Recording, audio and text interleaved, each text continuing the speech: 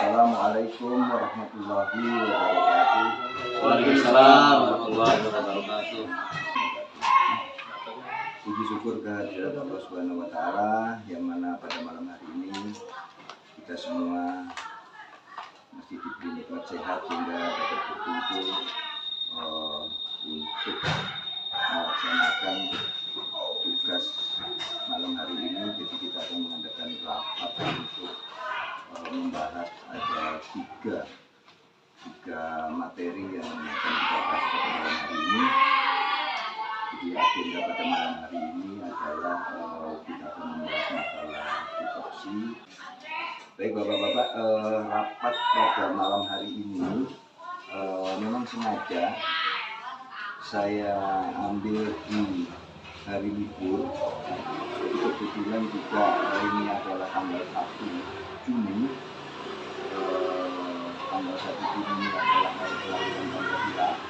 Jadi saya mengambil momennya pada malam hari ini pengurus RT 05 kita akan membahas atau membedah ini dasar-dasar kita untuk melaksanakan tugas ke-RT-an.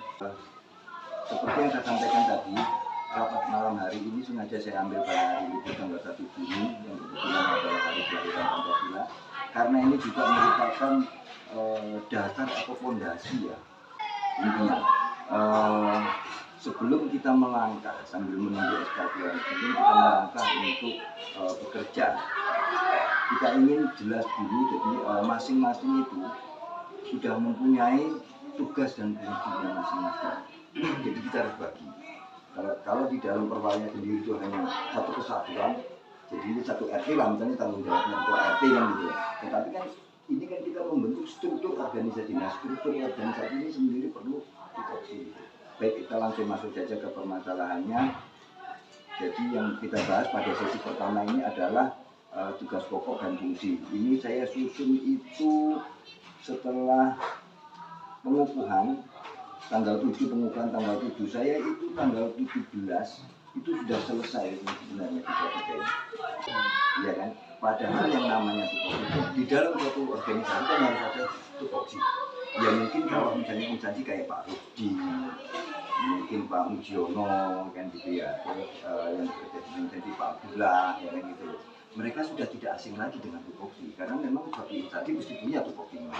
Tetapi kita dari masyarakat yang biasa, apalagi yang belum pernah ngikutin organisasi, tentunya mungkin kita mendengar tupoksi apa kan gitu ya Pak ya. Jadi sengaja saya buat ini karena kita ini dari campuran gitu ya. Mungkin sebagian sudah mengenal tupoksi, sebagian juga masih belum. Jadi sengaja saya buat dari dasar Pak gitu. Baik, saya bacakan saja. Yang lainnya bisa nyimak di PDF-nya gitu. Pengertian tupoksi. Tupoksi adalah tugas pokok dan fungsi, atau terkadang disebut tugas dan fungsi, adalah pekerjaan yang dibebankan kepada anggota organisasi untuk dicapai dan dilakukan. Jadi tugas dan fungsi adalah pekerjaan yang dibebankan kepada anggota organisasi. Di sini kepada anggota organisasi. Nah, anggota organisasi ya kita ini pengurusnya ini, yang dibebankan kepada kita untuk dicapai dan dilakukan. Ini ada satu referensi saya dapat seperti ini. Kemudian gini, tugas pokok dan fungsi ini satu kesatuan yang tidak dapat dipisahkan. Kadang-kadang memang susah memisahkan mana yang tugas, mana yang fungsi. Jadi bisa juga digabungkan menjadi satu. Jadi pengertian tupoksi tugas pokok dan fungsi ini juga bisa merupakan satu kesatuan yang tidak dapat dipisahkan. Nah, kemudian tugas pokok dan fungsi merupakan dua bagian yang saling terkait dan dijalankan secara bersamaan. Artinya kan ini penjabarannya ini tidak bisa dipisahkan. Saling terkait dan dijalankan secara bersamaan. Tugas pokok adalah kewajiban utama yang harus dilaksanakan sebagai suatu tanggung jawab seseorang sesuai dengan kompleksitas jabatannya demi mencapai suatu tujuan. Jadi tugas pokok adalah kewajiban. Ini jadi kewajibannya. Kewajiban utama yang harus dilaksanakan sebagai suatu tanggung jawab. Jadi kewajiban yang merupakan tanggung jawab seseorang sesuai dengan kompleksitas jabatannya. Karena masing-masing kan jabatannya berbeda-beda. Ya, tapi kompleksitasnya kan juga beda-beda. Pasti sendiri-sendiri ya Pak Yang. Saya lanjut lagi. Sedangkan fungsi adalah perwujudan dari tugas pokok di bidang tertentu untuk mencapai tujuan. Fungsi juga diartikan sebagai sekelompok aktivitas atau pekerjaan yang jenisnya tergolong sama apabila dilihat dari sifat atau pelaksanaannya. Fungsinya tupoksi itu sendiri dalam organisasi. Ada dua fungsi atau kegunaan utama dari penetapan tupoksi dalam sebuah organisasi. Jadi ada dua fungsinya atau kegunaannya. Fungsi utama adalah sebagai landasan hukum suatu unit organisasi tersebut dalam bekerja atau menjalankan tugas. Jadi ini kan jadi dasar hukum kita. Yang kedua dari tupoksi adalah sebagai rambu-rambu dalam pelaksanaan tugas dan koordinasi pada tataran aplikasi di lapangan sehingga batas-batas dari tupoksi masing-masing pengurus menjadi jelas. Di dalam forum pengurus, saya mohon juga untuk rekan-rekan pengurus tidak interaktif dalam komunikasi. Jadi ada informasi apa kita sampaikan, interaktif. Jangan cuma centang dibaca aja, kalau enggak paling enggak ada komen yang oke apa gitu. Itu artinya kita itu ikut interaktif kan itu dalam berkomunikasi itu. Itu saya minta di forum pengurus ini ikut aktif lah gitu. Aktif, interaktif dan komunikatif dah gitu. Jadi ini supaya kalau ada apa juga cepat respon, cepat interaktif. Jadi pemimpin itu bukan cuma ketua RT, ya loh. Di jajaran di bawah RT juga walaupun sampai misalnya ini koordinator, toh namanya koordinator kan mengkoordinir, kan jadi pemimpin juga kan. Lanjut lagi masalah tugas pokok dan fungsi. Nah, ini yang saya bilang tadi sebenarnya. Jadi tupoksi untuk KRTM itu sudah ada di pasal 4 dan pasal 5. Sebenarnya itu pasal 4, pasal 5 dan pasal 6. Pasal 6 itu kewajiban. Jadi tugas, fungsi dan kewajiban. Saya ambil karena ini tupoksi berarti tugas dan fungsi saja. Ini adalah tugas-tugas RT dan ini adalah fungsi RT. Jadi memang dipisah. Saya membahas di sini, Pak. Kalau yang kebetulan dari tugas pokok yang KRT ini sudah mengadopsi atau copy paste daripada Perwal nomor 58 tahun 2020. Ini kan kita dari Perwal cuma ada ini dua ini aja. Artinya ini kan cuma untuk acuan untuk KRT-nya saja. RT dan RW sama. Kita membagi ke bawahnya kan belum. Kalau ada RT-nya saja, nah terus sementara untuk RT-nya sendiri kan membawahi sekretaris, bendahara, dan koordinator bidang. Makanya saya membikinkan sendiri, otomatis dari sekretaris sampai ke koordinator bidangnya semua. Nah, tugas dan fungsi struktur RT ini ketua RT untuk ketua RT. 1. Bertanggung jawab menjalankan tugas pelayanan kepada masyarakat yang menjadi tanggung jawab pemerintah daerah. 1. Ini penggunaan kata masyarakat setuju nggak ya Pak ya? Bertanggung jawab menjalankan tugas pelayanan kepada masyarakat. Tambahan. Nomor 2, ini tugas RT loh ya, ini masih RT ini. Memelihara kerukunan antar warga. Nomor 3, menyusun rencana dan melaksanakan pembangunan dengan mengembangkan aspirasi dan swadaya murni. Lanjut lagi. Yang kelima, penanganan masalah-masalah kemasyarakatan. Nah, karena ini kan bukan cuma warga Pak, ya kemarin juga ya, masyarakat dan masyarakat lebih luas lah. Takutnya kan kalau Bapak antara warga kita dengan warga yang lain jatuhnya masyarakat Pak, yang bukan masyarakat, yang dihadapi warga loh. Makanya di sini ada kata-kata warga. Iya, betul. Jadi ini antara internal dan eksternal. Oke, 7. 6. Berwenang untuk memberikan komando ke semua jajaran pengurus dan mengevaluasi kinerjanya. Itu memang sudah kewajiban. Karena untuk ketua RT mesti punya wewenang untuk memberikan komando dan mengevaluasi kinerjanya. Oke, kita lanjut lagi. Poin ke-7. Berwenang memberi sanksi kepada warga yang tidak menaati aturan yang telah disepakati bersama. Berdasarkan keputusan musyawarah pengurus. Ingat, supaya tidak, walaupun berwenang memberi sanksi kepada warga, tetapi tidak sewenang-wenang. Kita akan urun rembuk itu tadi. Makanya ada di misi urun rembuk kan. Kan biasanya kalau ada suatu sanksi ya, atau sanksinya ada dua. Ya. Iya, kalau biasanya ada teguran dulu. Nah iya. Maksudnya enggak, ini kan langsung sanksi. Fungsinya teguran nanti itu ditata tertib Mas. Tata tertib. Oh, gitu. Penjabarannya tata tertib. Iya. Tugas. Iya. Kalau kita memberi sanksi nanti kita bahas akan di tata tertib lebih terperinci. Perincinya. Ini Kalau ini kan Al-Qur'annya. kewenangan saja. Tapi kalau kita Ada penjabarannya. sebenarnya mas nggak usah ditulis begini sebenarnya. Ini kan supaya tertulis saja, supaya kita juga tahu, ya kan gitu. Tapi kalau nggak ditulis di sini juga kita memberi sanksi gimana kan gitu loh. Artinya sudah diberi Sanksinya. Oh berarti nggak perlu berwenang memberi teguran dan sanksi ya? Kan itu juga. Enggak. Sanksi. Enggak, kalau aturan sanksi dulu. bukan mas. Sanksi itu secara umum, nah sanksinya macam-macam, ada sanksi tertulis, ya kan, teguran. Jadi sanksi dia macam, ada sanksi administrasi, ada sanksi sosial. Bahasa umum pasti ya.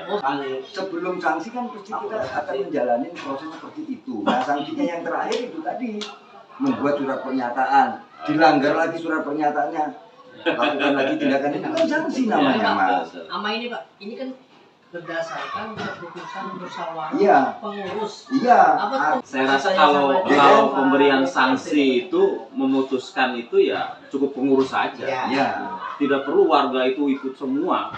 Gitu. Kalau Nah. warga ikut semua, Mentah terus Pak. gua besar. Mentah terus. Makanya kan ada ditentukan dalam penentuan apa ketika ada dia dalam quorum yang besar pun gitu kan, ketika memutuskan sesuatu itu yang lain tidak perlu ikut. Hanya orang-orang tertentu yang Pak RT memberikan sanksi itu juga Hmm. bukan atas kemauannya sendiri, ya. ya kan, manusia itu sudah mohon pertimbangan Ya, juga bersama Gimana, sama. Pak? Oke, Nggak usah. kita bekerja di sini ini Tidak usah kerja ditulis. sosial mas. Ya. Sekarang saya buka. Kita kerja sosial, tidak ada gajinya. Kalaupun kita upload nanti di YouTube, tidak ada gajinya. Ingat, di tahun 2023, ya kan, dana operasionalnya naik, ya kan, 3 bulan kemarin itu berapa, hampir 1.600.000. Kalau dibagi 3, anggaplah 500 sekian mas per bulan, ya, per bulan. Kita di sini ada 10 loh mas, ya, ada 10 loh mas. Orang. Nah iya kan, KSB ditambah koordinator 10 orang, dana operasional 500.000 sebulan, keluarnya 3 bulan sekali. Nah biarin ini dipotong juga ini kalau itu Ya, ini ya, sosial. ya. Terang-terangan ini. Artinya ini kerja sosial mas. Oke. Jadi dana sosial ini juga, dana operasional ini kan gitu. Kayaknya juga kalau misalnya kita kan memang harus digunakan untuk dana operasional. Karena apa? Keperluan kita sendiri misalnya untuk acara begini, untuk fotokopi itu kan perlu dana operasional. Kertas ini dan itu kan gitu loh ya kan. Artinya sendiri artinya bergaji, tidak ada gajinya. Iya kan? Tidak ada gajinya. Saya mau ini ayo sama-sama kita bagi. Gitu toh. Jadi nanti kalau memang ada dana operasional juga masukkan ke bendahara, tetapi tetap pembukaannya ini dana operasional. Sehingga kalau ada kegiatan-kegiatan kita betul-betul untuk menggunakan dana operasional. Kita tidak mengutuk-utuk dana iuran warga karena dana iuran warga itu sudah buat sampah, buat lain-lain tuh, dan gitu loh. Sementara nanti juga kalau kita aktif mas, kalau kita aktif nih, itu habis dana operasional cuma 500.000. Nah itu. Baik bapak-bapak, ini baru membahas tugas dan fungsi ketua RT. Masih ada 9 berarti kan. Dan ini baru 1 berarti. Kita lanjut kemudian Pak Abdullah Hambali sebagai sekretaris. Kebetulan di malam hari ini beliau tidak bisa hadir karena sempat hadir sih tadi sebentar, tapi karena kondisi kesehatan yang tidak memungkinkan sehingga beliau harus istirahat. Saya mulai aja. Jadi tugas dan fungsi sekretaris RT 05 Pak Abdullah Hambali. 1. Bertanggung jawab terhadap kelancaran administrasi dan dokumentasi sehingga tercipta transparansi program dan kegiatan RT. Kesekretariatan. Oke. Membantu kelancaran semua program RT sehingga berjalan sesuai harapan bersama hingga terciptanya kerukunan dan harmonisasi lingkungan di masyarakat. Tidak ada wakil. Oke. Lanjut lagi. Berwenang meminta laporan dan data ke pihak-pihak terkait sebagai arsip RT. Ya memang bukan sekretaris begitu. 4. Mempersiapkan agenda rapat yang selama ini memang saya jangan ngomongin gitu. Jadi kalau mau rapat ya dia sudah tahu kira-kira apa bahasanya. Paling tidak 2 hari sebelum rapat itu udah mikir apa ya ini isu apa yang ini kan gitu. Jadi harus selalu menangkap isu-isu kan gitu, isu yang terjadi di lingkungan kita ini apa, sehingga kan nanti di dalam rapat itu Akhirnya kan ada yang seperti itu, ada juga yang memang sudah 1 bulan sebelumnya sudah kita agendakan, sering kan? Karena kita rapat tidak waktunya tidak cukup untuk membahas ini, sehingga kan karena sebenarnya oke, untuk masalah ini atau mungkin ada usulan dan pendapat kan nggak nutup waktunya, saya catat toh itu kan kita agendakan lagi untuk dibahas di rapat bulan depan kan gitu toh. Nah, jadi tugasnya sekretaris itu nyiapin agendanya, agenda rapat dan membuat notulen, pasti wes catatan rapat itu pasti namanya juga sekretaris untuk dokumen arsip pasti. Oke. Kemudian yang keempat, membuat data warga dan mencatat status warga. Oke, kita lanjut ya. Menyelenggarakan surat menyurat kearsipan dan penyusunan laporan, pasti sudah itu umum lah, itu sudah. Memberi pertimbangan dan masukan kepada ketua untuk memajukan dan perkembangan RT. Itu tadi yang saya bilang. Sekretaris itu orang kedua dari ketua. Hampir setingkat itu Pak, secara garis komandonya begitu. Jadi dia langsung naik ke sini Pak sebenarnya garis komandonya gitu. Kemudian pelaksanaan tugas dan fungsi ketua apabila ketua berhalang, tuh kan langsung kan. Sebagai pelaksanaan tugas dan fungsi apabila ketua berhalang. Kalaupun rapat nggak ada ketua, mau nggak mau kan sekretaris. Lanjut, baik Pak. Lanjut lagi, ini langsung ke bendahara Pak Hasyim Asyari. Tugas dan fungsinya 1, bertanggung jawab terhadap pengelolaan, pengaturan dan laporan keuangan, pastinya dan mengelola, mengatur, membuat laporan ya kan gitu loh. Artinya mengelola juga misalnya ya tadilah, jadi bukan cuma membuat laporan saja. Kalau laporan kan paling 3 doang Pak, keluar masuk saldo kan itu doang kan, itu kalau laporan. Tapi ini kan mengelola lah kan gitu. Artinya mengelola bukan cuma itu, karena apa misalnya? Merencanakan, menyiapkan, menyusun dan mengkoordinasikan program dan kebijakan yang terkait pada pengaturan, pengelolaan dan laporan keuangan. Yang ketiga, berwenang meminta setoran iuran ke warga disertai lampiran datanya. Jadi punya tugas yang seperti itu juga, punya wewenang Pak gitu. Warga luar yang sampah, iya, masa punya wewenang gitu. Ya artinya di sini kan menyusun, menyiapkan, menyusun dan mengkoordinasikan program, mungkin ya di situ pengertiannya bisa aja budgeting ya kan Mas, mengatur cash flow, gitu Mas. Artinya bukan bendahara semata-mata bendahara loh Mas, kan gitu loh Mas. Ini mengarahnya ke, ini sebenarnya tugas kedua itu semacam kayak ke accounting Mas. Kalau bendahara itu cuma kayak pembukaan doang, ya dong. Kalau di sini ya setidaknya ngatur cash flow-nya bagaimana kan?